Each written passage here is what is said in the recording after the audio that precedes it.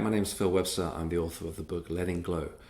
If you've read it, you'll know that it came about around the time that I lost my mum, and I kind of documented the journey that I went through and what helped me. And what helped me was a very spiritual, sometimes esoteric way of looking at things, and it definitely helped a lot. You know, I believe that we go on, not in a religious sense. I'm definitely not a religious person, but just the essence of us, I believe, continues. And I had a lot of experiences through that, and that's what the book's about. But anyway, nevertheless, the process of grief still really smacks you to the floor. At least it did me, and it's at the 21-month mark now since my mum passed away. And right now I'm going through the process of saying goodbye to my childhood home, where my mum passed away.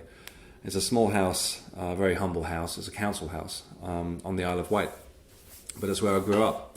And over the years, I lived abroad for 20 years. I've traveled a lot. It was always this, shining beacon for me to come back to. It was always there.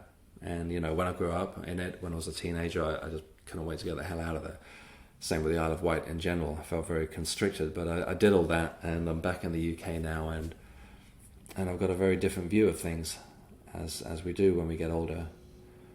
And it was the last place that my mum lived, and it was where she died.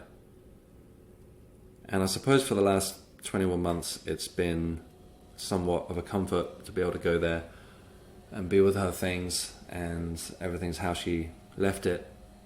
And I'll go back and forth between there and London, where I'm working. And it somewhat helped, I suppose, to be able to keep hold of it and just kind of wallow in that grief until it kind of began to ease. But now at the time of letting it go, and it's only a few weeks away until I have to let it go, it's bringing up a lot of those feelings once again, and I'm finding myself feeling very frustrated, getting angry quickly, not having much patience, and crying again. That seems to just have started again. I haven't done that for a while, and it's almost like a 25% level of what I initially went through when I lost my mum. I told about a friend about this the other day, and he told me to stop being self-indulgent, which I took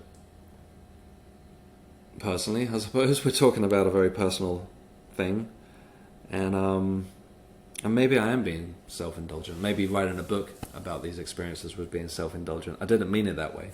I just wanted to put it out there for other people that were going through this kind of thing, and maybe other people that are feeling things on a deeper level. And what really surprises me is how many people just seem to be able to move forward. I find it extremely difficult. I find it extremely difficult to move forward.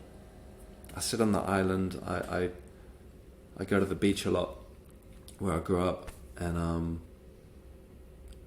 it kind of kills me, but I just feel like I need to do it. I need to do that while I can, while the house is still there. But one thing I've come to realize is that as much as it initially helped me, it's probably beginning to do me a disservice now. So it's beginning to be that I'm associating the place with my mum not being there, rather than, she was just there.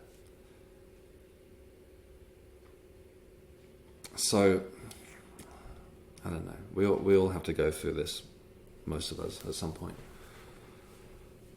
And it doesn't get any easier, and grief definitely doesn't go away.